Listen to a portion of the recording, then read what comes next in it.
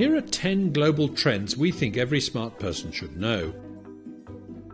For thousands of years our lives were nasty, brutish and short.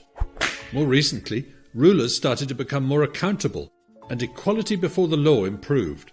The world grew freer, leading to more innovation, technological improvement and the great enrichment. The world's economy grew 100-fold in the last 200 years and standards of living skyrocketed. As freedom, innovation and prosperity spread, poverty declined at an accelerating pace.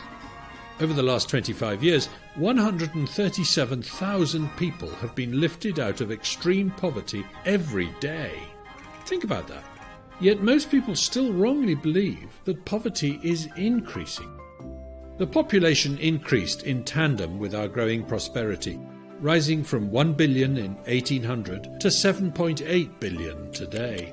But thanks to falling birth rates, the world's population will peak in 2060 and then start to fall.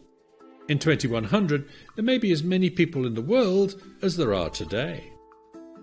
You might think all those extra people would make resources more expensive, but in fact resources tend to become more abundant as technology improves.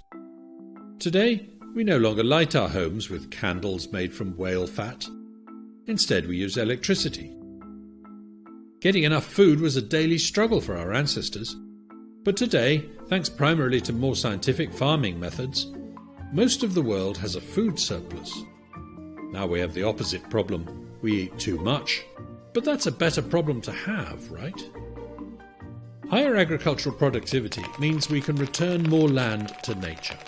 Between 1982 and 2016, the global tree canopy increased by the size of Alaska and Montana combined. The biggest gains were in Europe and the United States. Put simply, as people get richer, they care more about the environment. The rapid rise in urbanization is good for us and the planet. Cities are the engines of progress, ideas, innovations, culture and better paid work. And the average city dweller uses less energy, emits less carbon dioxide and has a smaller land footprint than the folks in the countryside. Despite some backsliding, the world has generally become less authoritarian and more democratic since the collapse of the Soviet Empire some 30 years ago. More power to the people. Partly due to democratization, enrichment and economic interdependence, the number of wars between nations declined since the end of World War II, even though the total number of countries increased. Wars have also become less deadly. And finally, the chance of dying in a natural disaster like an earthquake, flood, drought, storm or wildfire fell by 99% in 90 years.